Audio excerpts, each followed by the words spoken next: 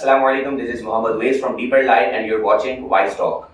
In today's video, this video is going to be a little bit distinctive, different and unique as compared to other videos, because in this video today we are going to say goodbye to 2021 and we are going to talk about different incidents, different events, different happenings that occurred in 2021. Inshallah, there are three different multi-talented guests we have, and inshallah we'll be talking to them and we'll be asking them different sort of fascinating and interesting questions. So the three guests today in this podcast I have is the first one that we have today is Ehsan Lakhani Saab. Ehsan Lakhani Saab is not only a journalist but also the founder of Pakistan Youth Intellectual Forum. Another guest that we have is Dr. Nawazul Huda Sahab. He's basically the founder of BKF, Deliver Karachi Forum, and a regional planner as well. And the third one we have is Furqan Shabbir. तो इस video में जो सबसे पहला question है जो हम doctor नवाजुल हुदा साहब से करेंगे वो ये है कि रिसेंट जो इंसिडेंट हुआ था सियालकोट में, एक श्रीलंकन की जो बॉडी थी उसे बर्न टू डेथ किया गया था, उसे जलाया गया था। तो पहला क्वेश्चन जो सबसे पहला जो नवाजुल हुदा साहब से है वो ये है कि वाज इट अ कॉन्स्पिरेसी, वो सिर्फ साजिश थी पाकिस्तान को बदनाम करने के लिए या फिर क्या था, व्हाट वाज दैट? नहीं, वो किसी किस्म की साजिश नहीं थी। बुनियादी तौर पर पाकिस्तान के अंदर लोगों के साथ जो इन्फ्लेशन के इश्यूज हैं और जो इकोनॉमी और सोसाइटी के जो एक अनबैलेंस सोसाइटी जो है, इसका एक रिएक्शन था, एक एग्रेशन था, और वो उस एग्रेशन को हमने जब वो वहाँ पे पोर्ट्रे होते हुए देखा तो कहीं से भी ये कोई किसी किस्म की साजिश नहीं थी। तो फिर आप क्या समझते हैं, इस तरह के इवेंट्स आगे रुकेंगे या फिर ये कंटिन्यू रहेंगे?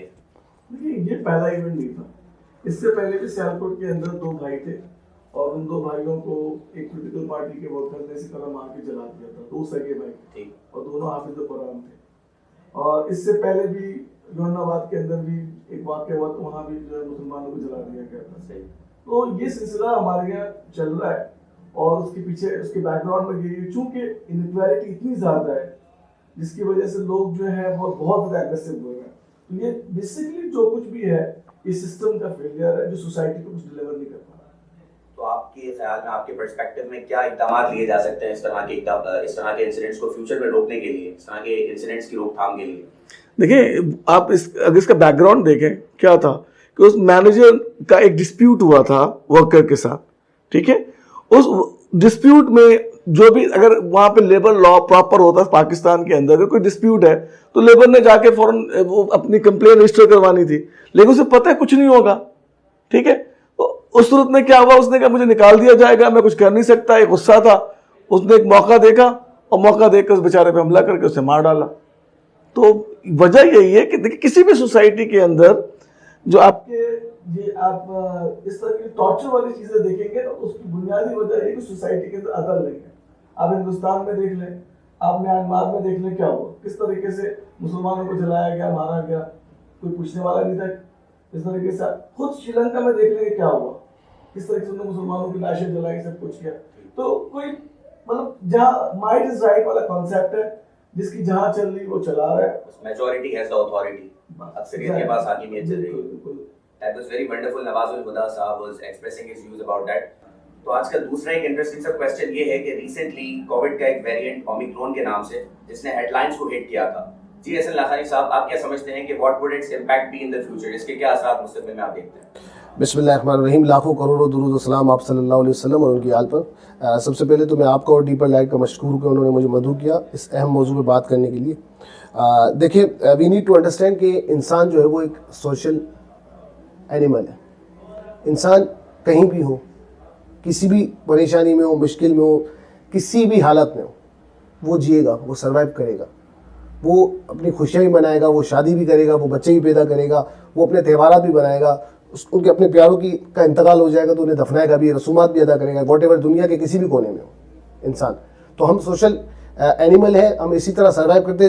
This is how we design basically. तो ये पेंडेमिक हो, इससे पहले और बहुत सारे पेंडेमिक आए, इंसान ने सर्वाइव किया 3, 4, 5, 6 साल और उससे आगे निकल लिया।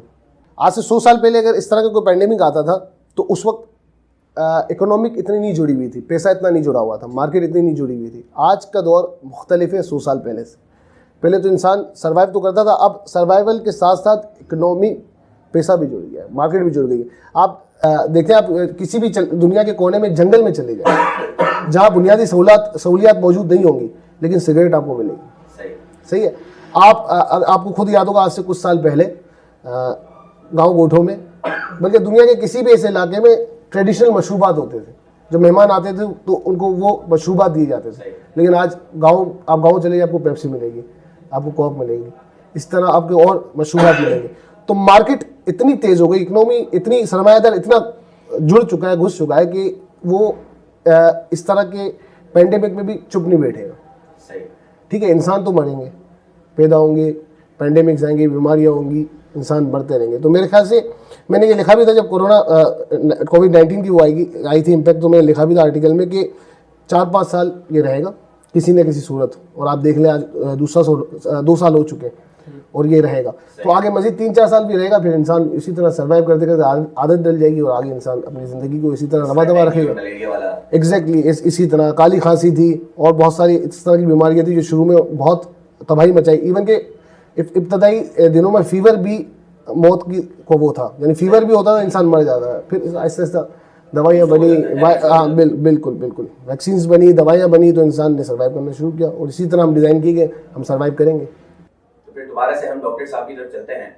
जी डॉक्टर साहब, आपका क्या इस हवाले से पर्सपेक्टिव है कि महंगाई 2021 में as compared to past what happened with inflation? Inflation के हवाले से आप क्या कहते हैं, महंगाई के हवाले से? जी अवैस, इन्फ्लेशन में तो बहुत ज़्यादा इजाफा हुआ है। उसकी वजह यही है कि प्लानिंग का फुकदान है और आबादी बढ़ने की वजह से हमारी वो प्लानिंग नहीं है जो होनी चाहिए, जिसकी वजह से जो है वो आपकी बहुत सारी चीज़ों में शॉर्टेज आ रही है। हालांकि शॉर्टेज आने नहीं चाहिए। पाकिस्तान में अगर हम देखें तो पाकिस्तान के अंदर एग्रीकल्चर प्रोडक्टिविटी अच्छी है और अगर हम साइंटिफिक अंदाज से मजीद यहाँ पर क्रॉप को लेकर आए तो प्रोडक्शन में अच्छी मिल सकती है।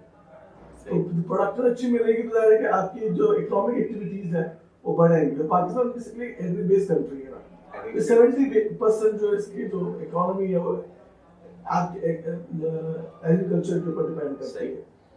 तो अब मामला ये है कि ज़मीनें आपकी ज़ाया हो रही हैं, आपने ज़मीनों पे जो हाउसिंग स्कीम बनाने शुरू कर दिए हैं। अगर लाहौर के अंदर एक 700 स्क्वायर किलोमीटर का अर्बन एरिया था, अब आपने उसको पूरे लाहौर डिस्ट्रिक्ट को अर्बनाइज कर दिया और कि भाई जितनी चाहे सोसाइटी बनाओ। तो फिर अब एग्रीकल्चर में आप ग्रो करोगे, जब एग्रीकल्चर में कमी आएगी तो फैक्ट्रीज पर भी असर पड़ेगा। अब आप कहेंगे ऑल्टरनेट में हम आईटी में चले जाएं, तो आईटी तो वैसे ही है जो है रोजगार को जो है वो सुकेड़ रहा है। ठीक है, वो एक्सपेक्ट तो नहीं कर रहा है। एक जहाँ पे 4 बंदे काम करते थे आईटी की वजह से, वो 1 बंदा काम कर रहे हैं। अब वो 3 बंदों को अपने लिए एक नई जॉब, नए कारोबार ढूंढना है। इसी वजह से अगर आप देखें तो ज्यादातर इस वक्त जो मामला चल रहे हैं वो एंटरप्रेन्योरशिप के ऊपर है कि भाई अपना कुछ कर लो, नौकरी का कोई आसरा नहीं है। सही। तो जिस माशरे के अंदर जो है वो जॉब सिक्योरिटी ना हो तो वहाँ इन्फ्लेशन इंक्रीज ही करता है। सही। तो यहाँ इशू यही आया और दुनिया के अंदर इन्फ्लेशन वहाँ बढ़ा है जहाँ पर इकोनॉमी जो है वो लॉकडाउन का शिकार हुई। और पाकिस्तान में जो है वो इत्तेफाक की बात है कि कोरोना ने पाकिस्तान की इकोनॉमी को बेसिकली बूस्ट करने का पूरा मौका फराहम किया था। लेकिन अफसोस कि चूंकि आपके पास एक रियल प्लानर है तो उन्होंने फर्स्ट टाइम पे तो लूज किया जहां आपने गेन करना था अपनी इकोनॉमी को, लेकिन सेकेंड टाइम पे एटलीस्ट ये किया कि फिर टेक्सटाइल को ओपन रखा, जिसके नतीजे में ये हुआ कि बांग्लादेश, भारत, वहाँ के जो ऑर्डर्स कैंसिल हुए थे वो पाकिस्तान को मिले। तो 2021 के अंदर टेक्सटाइल इंडस्ट्री ऊपर गई है। तो उसमें हमारे किसी प्लान का कमाल नहीं था, ये लॉकडाउन का कमाल था। तो अब मामला यही है कि प्लानर होता ही है कि जो आगे भी दूर तक सोचे, लेकिन अलमिया ये है कि हमारे मुल्क में प्लानर की जगह ज़्यादातर परिज़ाद आते हैं। तो ये सारे issue Parizaad. Everybody knows about Parizad, a recent drama which is being watched by everybody. Doctor साहब गुफ्तगू फरमा रहे थे इन्फ्लेशन के हवाले से, और नो डाउट कि इन्फ्लेशन जो है एज कंपेयर टू पास्ट काफ़ी हद तक जो है वो हाइक पर है।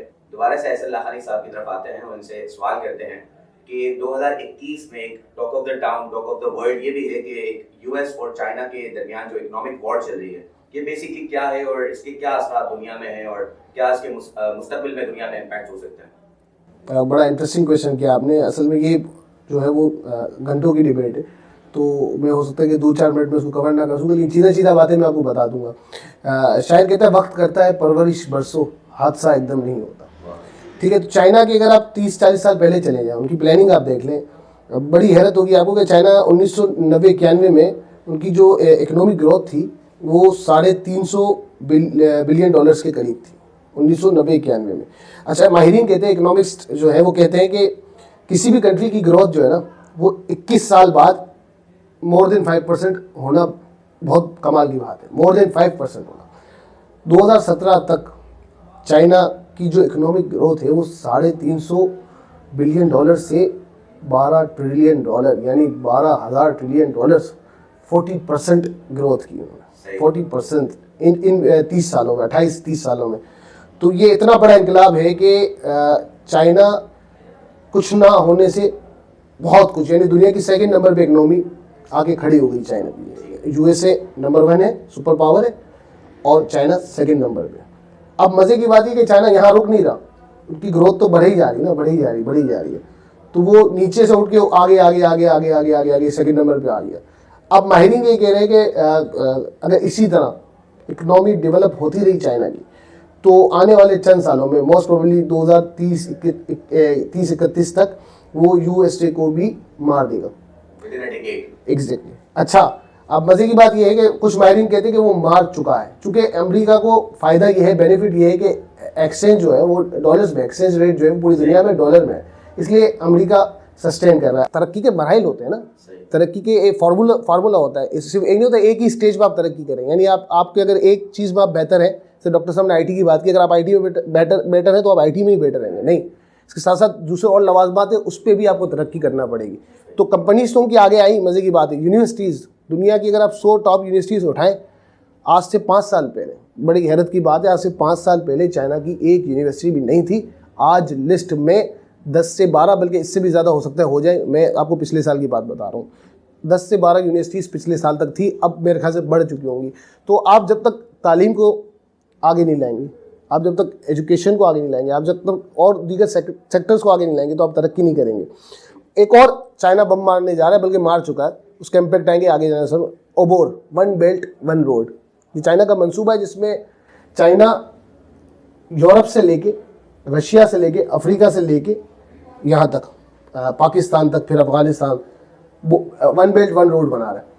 78 कंट्रीज इसमें शामिल है। बाकायदा चाइना का ये मंसूबा है। इसमें रोड्स के ज़रिए और ट्रेन के ज़रिए माल की खरीदो फरोख्त हो। 78 कंट्रीज़ में, आप समझ रहे हैं, मतलब 78 कंट्रीज़ के उसको कहते हैं, चाइना उससे फ़ायदा उठाएगा। यानी अपना माल वो भेजेगा ट्रक के ज़रिए, ट्रेन के ज़रिए, और बीच बीच में जहाँ रुकेगा, जहाँ और कंट्रीज़ होंगे, जहाँ फॉर सपोज किसी कंट्री के फला चीज़ अच्छी है, वो उठा लेगा, वहाँ से आगे पहुँचा देगा। ट्रांसपोर्टेशन कॉस्ट बहुत, मतलब माहिरीन कहते हैं 300% से ज़्यादा कॉस्ट डिक्लाइन हो जाएगी। मतलब फॉर सपोज अगर $1,000 एक रूट से लग रहा है, एक जगह से दूसरी जगह, तो $300 हो जाएंगे, उससे भी कम। तो आप फायदा देखें, इकोनॉमिकल फायदा क्या होगा। और 78 कंट्रीज में रशिया भी है। रशिया को सबसे ज़्यादा नीड किस चीज़ की होती है? 6 महीने वहाँ जो है वो बर्फ़ जमी हुई होती है, तो उनको मार्केट के लिए रूट की ज़रूरत पड़ती है। तो रशिया एक पावरफुल, चाइना एक पावरफुल, ये एक बेल्ट बन रहा है। फिर पाकिस्तान भी, सीपेक भी उसी का हिस्सा है। सीपेक एक बहुत छोटा सा हिस्सा है 1 बेल्ट 1 रोड का। इस तरह के 900 प्रोजेक्ट्स चाइना कर रहा है, और इसमें 1 ट्रिलियन से ज़्यादा वो लगा चुका है, और आगे आने वाले सालों में हो सकता है कि ये $2 और $2.5 ट्रिलियन चला जाए। तो अमेरिका को थ्रेट है, खतरा है। अमेरिका अभी तक सुपर पावर तो है, लेकिन कब तक? तो चाइना बहुत तेज़ी से तरक्की कर रहा है, ग्रोथ कर रहा है। मैं आपके तवज्जुह के ज़रिए जो नाज़रीन सुन रहे हैं उनको कहूँगा, 1 बेल्ट 1 रोड और चाइना के और दीगर जो स्ट्रेटजीज है उसको ज़रूर स्टडी करें। वो हमारे लिए जो है वो आई ओपनिंग हो सकती है, बल्कि है, क्योंकि 1960 में PIA ने चाइना को पहला तैयारा दिया था, फर्स्ट, क्योंकि अपना तैयारा भी नहीं था। और आज आप चाइना की आप ग्रोथ देख लें तो हैरान कुछ बात है। Zabardast. Asal Lakhani sahab was talking about China's progress and the economic war that is happening between the two countries. Again, coming back to the second question I'd like to put forward to the same person, Asal Lakhani sahab. Asal Lakhani sahab, आप cricket में interest रखते हैं? जी बिल्कुल बिल्कुल। Cricket के हवाले से एक क्वेश्चन है कि रिसेंटली 2021 के हवाले से बात कर रहे हैं, तो 2021 में पाकिस्तान की क्रिकेट परफॉर्मेंस काफी हद तक बेहतरी की तरफ आई। जैसे अगर हम बात करते हैं 2021 वर्ल्ड कप की, T20 वर्ल्ड कप की, तो पाकिस्तान डिफीटेड 5 टीम्स कंसेक्यूटिवली, जिसमें बिग टीम्स शामिल है, इंडिया हो गई, इसके अलावा हम बात करते हैं न्यूजीलैंड हो गई और अफगानिस्तान और even two small teams like Scotland and Namibia. Pakistan defeated them all and went to the semifinal, लेकिन अनफॉर्चुनेटली अनलकीली जो है वो ऑस्ट्रेलिया ने वहां पे पाकिस्तान को शिकस्त दे दी। तो आप इस हवाले से क्या कहते हैं कि पाकिस्तान की परफॉर्मेंस कैसी थी और इससे पाकिस्तान को फ्यूचर में कुछ बेनिफिट या एडवांटेज है? देखिए, मेरा इस पे पॉइंट ऑफ व्यू मुख्तलिफ होगा। हो सकता है क्रिकेट लवर्स नाराज़ भी हो जाएं, खासतौर पे जो पाकिस्तान को वो करते हैं। अगर आप पाकिस्तान की T20 की परफॉर्मेंस आप ओवरऑल उठाएं, जब से ये T20 फॉर्मेट मुतारिफ किया गया, आप अगर उनकी उठाएं तो 189 मैचेस खेले पाकिस्तान ने अब तक, जिसमें से 117 यानी 117 मैचेस जीते हैं। तो परसेंटेज बनती है 64.40 परसेंटेज रेशो बनता है। तो T20 जीतने में पाकिस्तान ने कोई कमाल तो नहीं किया, बेहतर परफॉर्मेंस भी, इसमें कोई दो राय नहीं है। लेकिन ओवरऑल अगर परफॉर्मेंस देखें तो T20 में पाकिस्तान की परफॉर्मेंस बेहतर ही रही है हमेशा से। मजे की बात है कि क्रिकेट तो असल है वनडे और टेस्ट, ODI और टेस्ट, वहां आप कहाँ खड़े। लेकिन अगर खास तौर पे इंडिया के हवाले से बात की जाए तो एक तारीख रकम थी कि पाकिस्तान कभी भी इंडिया से वर्ल्ड कप के अंदर नहीं जीता था। It was the very first time कि under captaincy of Babar Azam Pakistan won the match against India. तो इस हवाले से आप क्या कहेंगे? बाबर आजम का इसमें कोई कारण? मैं उसी पे आ रहा था, मैं आगे बात करते करते इसी पे आ रहा था कि ODI में हमारी परफॉर्मेंस काफ़ी सालों से बहुत अंडररेटेड रही है एज वेल एज टेस्ट। लेकिन खुशाइन बात यह है, अच्छी बात यह है, बेहतर बात यह है कि यंग टीम आ गई, जल अच्छे, कैप्टन यंग है, परफॉर्मेंस कर रहा है। मुझे बड़ी खुशी हुई कि बहुत सालों बाद कोई एक ऐसा प्लेयर आया पाकिस्तान में जिसे हम दिखा सकते हैं इंटरनेशनल लेवल पे कि भाई हमारे पास ये एक प्लेयर है। इसका फ़ायदा क्या होता है? सचिन तेंदुलकर जब इंडिया के पास था, इंडिया के पास जब सचिन तेंदुलकर जैसा इतना बड़ा तगड़ा प्लेयर था, तो फिर वीरेंद्र सहवाग पैदा हुआ, विराट कोहली पैदा हुआ, सुरेश रैना पैदा हुआ, रोहित शर्मा पैदा हुआ। मतलब आपका अगर जो आइडियल होता है ना, अगर वो बेहतर होता है ना, तो आप बेहतर परफॉर्म करते हैं। पाकिस्तान 15-20 सालों से लैग कर रहा था इस तरह का आइडियल्स। तो अब अल्लाह का शुक्र है कि पाकिस्तान में बाबर आजम जैसा प्लेयर आ गया, जिसे आइडियलाइज करके यूथ बेहतर क्रिकेट खेल सकती है आगे आने वाले। तो मुझे लगता है कि पाकिस्तान के क्रिकेट के हवाले से अगर इसी तरह चलते रहे, इसी तरह जेल होती रही, कोई साजिश ना हुई जो माजी का हिस्सा है हमारे, तो पाकिस्तान क्रिकेट टीम आगे जाके ODI और टेस्ट में भी बेहतर हो जाएगी। और एक और बात, क्रेडिट पाकिस्तान को जाता है कि पाकिस्तान में 10-12 सालों से मैच भी नहीं हो रहे, क्रिकेट भी नहीं हो रहे, तो मायूस होने के बावजूद भी हमारी इतनी अच्छी परफॉर्मेंस है, तो क्रेडिट जरूर जाता है पाकिस्तान टीम को इस हवाले से। That's very nice, wonderful. इन्होंने स्टार्ट ही में कह दिया कि बहुत से लोग जो है वो इनके इस नजरिए से इत्तेफाक ना भी करें, but it was a very wonderful perspective that he has given according to him. Coming towards Furqan Shabbir भाई, जी फुरकान भाई, इंडिया जो है recently when cricket was being played, recently जब वर्ल्ड कप जारी था, तो उस दौरान इंडिया ने वर्ल्ड कप को, क्रिकेट मैचेस को बड़ा हाईलाइट किया और उससे बड़ा प्रमोट किया क्रिकेट का जो वर्ल्ड कप था। लेकिन अगर एजुकेशन एक्टिविटीज को देखते हैं तो हम एजुकेशन एक्टिविटीज को इस तरह प्रमोट नहीं करते जितना हम स्पोर्ट्स एक्टिविटीज या दीगर एक्टिविटीज को प्रमोट करते हैं। व्हाट डू यू थिंक, हमें इस हवाले से क्या करना चाहिए? देखें, इसमें जैसे एहसन भाई ने कहा ना कि इनसे कोई नाराज़ हो सकते हैं, तो एहसन भाई से तो कोई नाराज़ नहीं होगा, मुझसे ज़्यादा नाराज़ हो सकते हैं। वजह ये है कि हमारे यहाँ पर अनफॉर्चुनेटली जितना ज़्यादा प्रमोट स्पोर्ट्स को किया जाता है और इस तरह की दीगर तमाम चीज़ों को किया जाता है, इतना एजुकेशन को नहीं किया जाता है। मेरा एक अपना पर्सपेक्टिव है कि हमारे यहाँ लोग बात करते हैं एजुकेशन की, तालीम की, पढ़ाई की, कि पाकिस्तान पढ़ेगा तो तरक्की याफ्ता बनेगा। तो बात यह है कि यहाँ सिर्फ ज़बानी दावे होते हैं कि तालीम के जरिए उनमें तरक्की होगी, लेकिन स्पोर्ट्स के अंदर वो ज़बान से भी कहते हैं, अमली तौर पर भी कर दिखाते हैं। अब अगर मिसाल के तौर पर ये देखा जाए कि मुल्क के अंदर स्पोर्ट्स के नाम पर कितने स्टेडियम बने, अगरचे अभी इसी हालत खराब है और मैं इस बात पर वजाहत कर दूँ कि मुखालिफ नहीं हूँ, स्पोर्ट्स होनी चाहिए। और इस दौर के अंदर तो स्पोर्ट्स को ज़्यादा से ज़्यादा इंक्रीज करने की और इसको बढ़ाने की ज़रूरत है। स्टेडियम भी हमारे यहाँ पर हर शहर के बजाय ज़िले के अंदर और हर तालुके के अंदर बनने चाहिए। लेकिन मसला ये है कि जिस तरह हमारे यहाँ T20 को प्रमोट किया जाता है ना, उसी तरह अगर तालीम को प्रमोट किया जाए, तालीम के मुकाबलों को करवाया जाए, जिस तरह स्पोर्ट्स के मुकाबले हो रहे हैं तालीम के करवाएं। यहाँ पर किताब का कल्चर खत्म होता जा रहा है। आज भी जापान के अंदर लोग कहीं सफर कर रहे होते हैं तो उनकी गाड़ी लेट हो गई, अवलन तो वहाँ गाड़ी लेट होती नहीं है। ये लेट होने का कल्चर हमारे यहाँ पर है, वहाँ कोई चीज़ लेट होती नहीं है। अगर लेट भी हो जाए ना 5 मिनट भी, तो जैसा कि हमारा पॉडकास्ट शुरू होने से ऐसा नहीं कह रहे थे कि अगर मैं कभी लेट कोई और लेट हो जाए तो मैं फिर अपने पास किताब रखता हूँ, मोबाइल में किताब पढ़ना शुरू कर देता हूँ। तो वो क्या करते हैं कि वो हार्ड कॉपी रखते हैं अपने पास, लेट हुए वो पढ़ना शुरू कर देंगे। इस कल्चर के अंदर, इस माशरे के अंदर किसी ने ज़बरदस्त कहा कि आप लाइब्रेरियों को ख़त्म नहीं करो, अगर माशरे को खराब करना है किसी, ये किसी को तनज़्ज़ुली के अंदर लेकर जाना है, तो आप माशरे के अंदर से लाइब्रेरिया खत्म ना करो। किताबें भले रहे, लेकिन उनकी आवाम से किताबें पढ़ने का कल्चर खत्म करो। जब आप किताबें पढ़ना ही खत्म, जब लोग स्टडी करने छोड़ देंगे तो किताबों का क्या फायदा। मिसाल के तौर पे हमारे पास आज पाकिस्तान या किसी, अल्लाह ना करे किसी की जंग हो जाए, दो मुल्कों की, एक असला चला रहा है और दूसरे के पास असला मौजूद है, वो चला नहीं रहा, उसका फायदा क्या? लोग कहेंगे भागो बेवकूफ, अहमद, तुझसे बड़ा बदतरीन कोई शख्स नहीं है। इसी तरह कहा जाता है कि किताबें लाइब्रेरियां खत्म नहीं करो, पढ़ने की आदत खत्म करो। तो हमारे यहाँ पर जब एजुकेशन को प्रमोट नहीं किया जाएगा, इस तरह के मुकाबले नहीं करवाए जाएंगे, आप खुद मुझे बताएं कि आज हमारे मुल्क के अंदर एजुकेशन को जितना स्पोर्ट्स को प्रमोट किया जा रहा है ना, उसके मुकाबले किए जा रहे हैं। बदकिस्मती से केसर को जितना प्रमोट किया जाता है उसकी तारीफ को नहीं किया जाता है। इससे मुकाबले आप करवाएं, किताबें पढ़ने की करवाएं, शेर व शायरी की करवाएं, अदब की करवाएं और लिटरेचर की करवाएं, आप देखेंगे लोग आगे आएंगे। अभी तो आपने सवाल किया ना, इस हवाले से यूथ का इंटरेस्ट भी डेवलप होना चाहिए ना, जहाँ पे स्पोर्ट्स से ताल्लुक है, जहाँ तक यूथ का इंटरेस्ट उसमें बहुत ज्यादा है। अब इस तरह के अगर मुकाबले करवा भी देते, कॉम्पिटिशंस वगैरह, तो youth will not take interest in that. मुझे ये बताएं, क्या यूथ बचपन से ये शौक लेकर पैदा हुई है? किसी ने किया है ना, उनके अंदर पैदा किया है ना। अगर आज जो हम स्पोर्ट्स को प्रमोट कर रहे हैं, हमारे यहाँ पर बदकिस्मती से डॉक्टर साहब कहते हैं प्लानिंग की कमी है। भाई यार ये मुल्क ऐसा है कि क्रिकेट खेल कर वजीर आजम बन सकता है।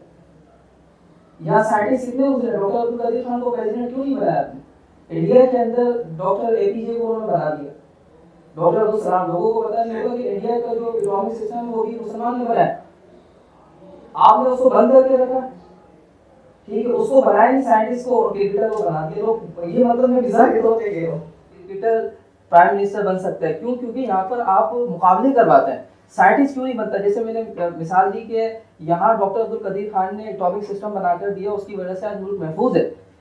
उन्होंने डॉक्टर एपीजे को, अब्दुल कलाम को बना दिया, अपना प्रेसिडेंट बनाया। हालांकि लोग, हम क्या कहते हैं कि इंडिया वाले एक्सट्रीमिस्ट हैं, मुख्तलिफ आप उस पर लाख एतराज करें, लेकिन उन्होंने डॉक्टर एपीजे को, अब्दुल कलाम को बनाया वहाँ का प्रेसिडेंट। ये गलत बात है कि यहाँ इस वक्त जो है ना बहुत ज़्यादा, क्योंकि आरएसएस की गवर्नमेंट है तो वो बहुत ज़्यादा एक्सट्रीमिस्ट है। लेकिन मुकाबले करवाएंगे तभी जाकर तो चीज़ें बढ़ेंगी, क्योंकि हम जो भी चीज़ करते हैं ना वो मुकाबले के अंदर करते हैं। आज आप साइंटिस्ट का मुकाबला करवाना शुरू कर दें, मुल्क में साइंसदान बढ़ेंगे। आप पीएसएल की तरफ पे, T20 वर्ल्ड कप की तरफ पे किताबें पढ़ाने का मुकाबला शुरू करवा दें, शायरी का मुकाबला करवाना शुरू करवा दें। आप, हमारे यहाँ पर ड्रामा इंडस्ट्री क्यों बढ़ रही है दिन ब दिन? इस वजह से कि वहाँ पर हर साल, एवरी ईयर लक्स अवार्ड ये मुख्तलिफ होते हैं। ठीक, आपको एजुकेशन पे कोई नहीं मिलेगा। मॉडल इंडस्ट्री बढ़ रही है, वहाँ जो है हर साल अवार्ड होते हैं। मैं मुखालिफ नहीं हूँ, बात ये कर रहा हूँ कि इस तरफ भी हमारी कौम को तवज्जो देने की ज़रूरत है और हमें खुलकर बात करने की ज़रूरत है। ठीक। We need to talk openly, खुल के बात करने की जरूरत है। फुरकान भाई के पॉइंट ऑफ व्यू के मुताबिक we need to talk openly about the things। दोबारा से हम डॉक्टर साहब की तरफ आते हैं। जी डॉक्टर साहब, 2001 से लेके अगर 2021 तक की बात करते हैं, दिस पास्ट 2 डिकेड्स, पिछले 20 सालों की अगर बात की जाए तो मुआशरे से जो है वो बड़ों का अदब एहतराम जो है वो उसमें कमी वाक़ई हो गई। लोग जो है वो पहले की तरह they do not respect the elders। तो आप किस तरह से देखते हैं पिछले 2 डिकेड्स में क्या क्या चेंजेस आई हैं? देखिए, अगर हम 20 सालों में देखें तो मुआशरती तौर पर जो है वो काफ़ी तब्दीलियाँ आई हैं। कुछ इश्यूज ऐसे हैं जो पहले भी थे लेकिन वो ज़्यादा हाईलाइट नहीं होते थे, और इसमें जो एडिशन है बेसिकली वो टेक्नोलॉजी का है। टेक्नोलॉजी ने आकर जो है बहुत सारी चीज़ों को जो है ओपन कर दिया। अब पहले ये था कि कोई मूवी आपने देखनी है तो छुप कर देख रहे हैं, सही। अब आपके पास कोई टेंशन ही नहीं है, आपके अपना मोबाइल है, एक्सेसिबल, इंटरनेट ने जो है आप पूरी दुनिया को जो ग्लोबल विलेज बना दिया, सही। फिर तो हर आदमी के एक्सेस में सब चीजें आ गई ना। तो क्या राइट ही रॉन्ग है? इसका कॉन्सेप्ट जो है वो आहिस्ता आहिस्ता डाइल्यूट हो रहा है, और उसका नतीजा क्या निकला है कि अगर आप फर्ज करें कि जो 2001 के अंदर पाकिस्तान के अंदर खानदान तश्कील के लिए जो शादियाँ होती थी उसमें अगर जो तलाक का रेशो था वो 3% था, तो आज वो 14% हो गया। सही, ठीक है, वजह यही है कि सब आइसोलेट होकर अपनी दुनिया अलग बसाना चाहते हैं, और सबके जरूर में ये बात आ गई है एक फर्जी दुनिया को देखकर हम इस वक्त फर्जी दुनिया की तरफ मूव कर रहे हैं। सही। ये कोई भी माशरा डिस्ट्रॉय वहीं से होता है जब वो अपनी रूट को छोड़ दे। सही। तो हम जा रहे हैं फर्जी दुनिया की तरफ। अगर आप कंपेयर करें तो पहले जब आपके पास ये टेक्नोलॉजी नहीं थी तो आपका कैनवस बड़ा था, आप दूर तक देखते थे, यानी कि अगर बाहर निकले तो आसमान तक देख रहे हैं। आज आपका कैनवस कितना छोटा सा हो गया, तो आप ज़हनी तौर पर आप ग्रो नहीं कर रहे, बल्कि जो ग्रोथ होनी थी वो होगी। अब उसको मजीद आप जो है प्रेस कर रहे हैं, अपने जहन को छोटा कर रहे हैं। इसके लिए मैं एक टर्म यूज करता हूँ, वो दौलत शाह के चूहे। आपने देखा होगा कुछ लोग होते हैं जिनके छोटे से सर होते हैं, तो वो ये जो मोबाइल है, ये टेक्नोलॉजी है, ये हमें दौलत शाह के चूहे बना देगा। पहले आपके वो थोड़े से पैसे बने, महंगाई पे तो पूरी कौम निकलती थी, कहीं ज्यादती हो तो पूरी कौम निकलती थी। आज कौम को परवाह ही नहीं है। तो ये इनकी जो तब्दीलियां आगे जाके मजीद हमारी सोसाइटी को जो ना वो डैमेज करेगी। और हमारी सोसाइटी की जो मेन जो इंग्रेडिएंट था वो है रिलीजन। वो अब आहिस्ता आहिस्ता हम उसका जायका अपनी जिंदगी से निकाल रहे हैं। अब ये और बात है कि वो जायका शायद बेजायका हो गया, या उससे ज्यादा कोई अच्छी चीज मिल गई जिसकी वजह से हमें मजहब अच्छा नहीं लगता। तो आगे इस हवाले से सोसाइटी हमारी बहुत ज्यादा खतरे की तरफ जा रही है, क्योंकि यूरोप तो ये पहुंच चुका है। और हम इस वक्त पाकिस्तान बुनियादी तौर पर जो सोसाइटी की जो लॉ होते हैं बिगाड़ वाले, वो सारे कवानीन पाकिस्तान में जो है यूरोपियन कवानीन, अमेरिकन का लॉ नाफिजुल अमल है। अब सिर्फ क्या नहीं है कि आपको वो राइट्स जो वहाँ देते हैं, वो राइट्स इस तरह से नहीं है कि आप यहाँ हॉस्टेज हैं, वहाँ हॉस्टेज नहीं है। तो ये थोड़ा सा फर्क रह गया, जो कि मेरे ख्याल से उस वक्त तक रहेगा जब तक के दौलत शाह के चूहे बनाने वाले यहाँ पे ताकत हो रहे हैं। सही। So according to Dr. Saab, the technology is the main thing that has created a great impact in the last 2 centuries. And according to him, there are a lot of bad things which have emerged due to technology, that people have lost sight of those people who have been sitting near them, but people are attached with those people who are sitting around, different countries and far away from them. Okay, last question की तरफ आते हैं, जो कि मैं जो है वो एक ही बात तीनों गेस्ट से करना पसंद करूंगा। सबसे पहले ऐसे लाखानी साहब की तरफ आते हैं। जी सर, लाखानी साहब, आपके ख्याल में जो दुनिया जो है वो काफी उसने जो है वो चेंजेस को अडॉप्ट किया है। आप क्या समझते हैं 2021 के बाद, 2021 के बाद क्या मजीद चेंजेस इस दुनिया के अंदर आने वाली है? देखिए, डॉक्टर साहब ने बड़ी अच्छी गुफ्तगू की, सहरासन गुफ्तगू की, लेकिन मैं उनसे कुछ इख्तलाफ करूँगा टेक्नोलॉजी के हवाले से, with due respect, inverted comma. Technology, देखिए, हर चीज़ की अच्छाई और बुराई होती है, हर चीज़ का इम्पेक्ट किसी का अच्छा होता है, बुराई होता है। अगर हम इंसानी तारीख का मुताला करें ना, तो अच्छाई और बुराई साथ साथ ही चलती रहे।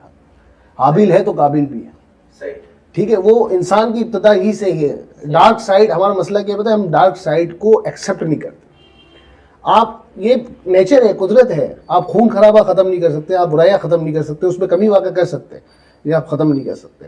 तो टेक्नोलॉजी के जहाँ बुराइयाँ हैं, वो अच्छाइयाँ बहुत ज़्यादा है मेरे ख्याल से। जो पिछले 20-30 साल में दुनिया चेंज हुई है, उसका सबसे बड़ा इम्पैक्ट टेक्नोलॉजी है। आप देखें, आपको दुनिया कहाँ से कहाँ लेके गई। मतलब गूगल का इतना बड़ा इम्पैक्ट है कि आप जंगल में जा रहे हो, गूगल मैप, सही, आप जंगल में जा रहे हो, गूगल मैप है, ठीक है। आपको दुनिया की कोई रिसर्च करनी हो, गूगल में आपने सर्च किया। इवन कि आज में प्रोग्राम में है, मुझे स्टडी करनी थी, रिसर्च करनी थी, मैंने कुछ आर्टिकल्स पढ़े, कुछ वीडियोस पढ़े।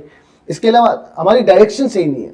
मसला ये, टेक्नोलॉजी का इतना बड़ा फ़ायदा है कि यूट्यूब के ज़रिए आप बैठे बैठे कोई कोर्स कर सकते हैं। सिर्फ यूट्यूब नहीं, सैकड़ों वेबसाइट्स हैं, मैंने खुद कोर्सेज किए हैं। मैं सैकड़ों वेबसाइट्स है जिसमें मैंने एडिटिंग का कोर्स किया, मैंने जर्नलिज्म का कोर्स किया, इस तरह के और बहुत सारे सैकड़ों। जो रिसेंट सीजन था उसमें काफी स्टूडेंट्स को काफी हेल्प हुई इससे। बिल्कुल ऐसे ही है। तो टेक्नोलॉजी जो है वो इतना बड़ा बूम लाई है, और अब आगे आने वाले वक्तों में अगर किसी को पता हो ब्लॉकचेन के हवाले से और क्रिप्टो के हवाले से और NFT के हवाले से, मतलब पहले कहा जाता था कि जो बिलियनर है ना, उसका बच्चा बिलियनर बनेगा, सही है। या अमीर बनना हो तो आप अभी से अमीर बनना शुरू करो, 20-30 साल 40 साल बाद आप अमीर बनोगे, उसको एंजॉय आपका बच्चा करेगा। लेकिन टेक्नोलॉजी के ज़रिए अमीर बनना जो है आसान हो गया। इसकी मिसाल ये है कि इंडिया में 2 लड़के हैं, वो क्रिप्टो से इतने अरबपति बन गए कि इन्होंने NFT एक चीज़ है, मैं डिटेल में नहीं जाऊँगा, सर्च कर लें क्योंकि टाइम नहीं है। NFT एक चीज़ है जो इंटरनेट पे आप अपना आर्ट, डिजिटल आर्ट डालते हैं। तो उन्होंने कोई $70 मिलियन में वो डिजिटल आर्ट खरीदा, $70 मिलियन में वो आर्ट खरीदा, और वो गरीब के बच्चे थे, उन्होंने सिर्फ क्रिप्टो से वो पैसा कमाया। तो दुनिया अब बहुत चेंज होने जा रही है ब्लॉकचेन के जरिए, एनएफटी के जरिए, क्रिप्टो के जरिए, और द लिस्ट गोज ऑन। हमें नहीं पता 10 साल बाद क्या होगा, 15 साल बाद हो गया। वर्चुअल रियलिटी हो रही है सर। वर्चुअल रियलिटी क्या है पता है आपको?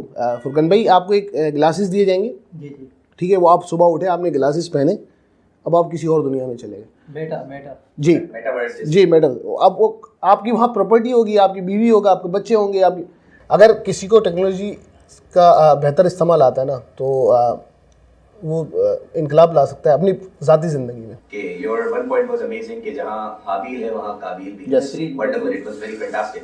फरमान भाई, अगर आपसे यही क्वेश्चन आपके सामने रखा जाए, so what would your reply be? आपका जवाब क्या होगा? देखें, कुछ बात तो एहसन भाई ने कर दी कि ये जो वर्ल्ड हमारा जा रहा है ये मेटावर्स की तरफ जा रहा है, और मेरे ख्याल में जो तरक्की है ना, उस तरक्की के साथ साथ यूँ समझ लें कि हमारा जो माशरा है ना, वो तरक्की के साथ साथ तनज़्ज़ुली के गहरे घड़े के अंदर भी धंसता चला जा रहा है। डेवलपमेंट दो तरह की होती है, एक इज़ हाई टेक्नोलॉजी के पार्ट से, नो डाउट वो बहुत कमाल लेवल पर हम चले गए और उसकी ज़रूरत भी थी। यानी जो चीज़ हमें मिसाल के तौर पर कुछ किताबें ऐसी थी जो हमें पढ़ने की ज़रूरत होती थी, आज से मैं आपको बताऊँ 10 साल पहले की बात है, तो 10 साल पहले या 9 साल पहले जब हमें कुछ किताबों की ज़रूरत होती थी ना, तो पैसे नहीं होते थे, किताब नहीं पढ़ सकते थे, लाइब्रेरी के अंदर जाना पड़ता था। लेकिन आज वही किताबें जिनका नाम सुनते थे, ये जो माशरा है ना, ये तरक्की के साथ साथ तनज़्ज़ुली के घड़े में भी जाता जा रहा है। वो इस तरह के हमारे यहाँ पर अखलाकियात की कमी है, एथिक्स, मोरल, दीगर तमाम चीज़ें ख़त्म हो रही हैं। आप देखें कि टेक्नोलॉजी है बहुत ज़बरदस्त चीज़, बिग अचीवमेंट है साइंस की, लेकिन इससे जो डॉक्टर साहब ने कहा कि दौलत शाह के चूहे तो वो क्या है कि दिमाग बिल्कुल छोटा होता जा रहा है। मैं यही सोच रहा था, डॉक्टर साहब ने बात की ना कि साइंटिस्ट ने कहा, आइंस्टाइन ने कहा कि हमने सिर्फ 5% दिमाग को यूज़ किया, जहन को। तो मैं ये सोच रहा था कि जब उन लोगों ने 5% यूज़ करके इतना ज़बरदस्त इनकलाब दुनिया के अंदर को लेकर आ गए, तो आज की कौम जिनके जहन दौलत शाह के चूहे की तरह हो रहे, वो क्या करेंगे? तो ये खानदानी निज़ाम तबाह होने की तरफ जा रहा है।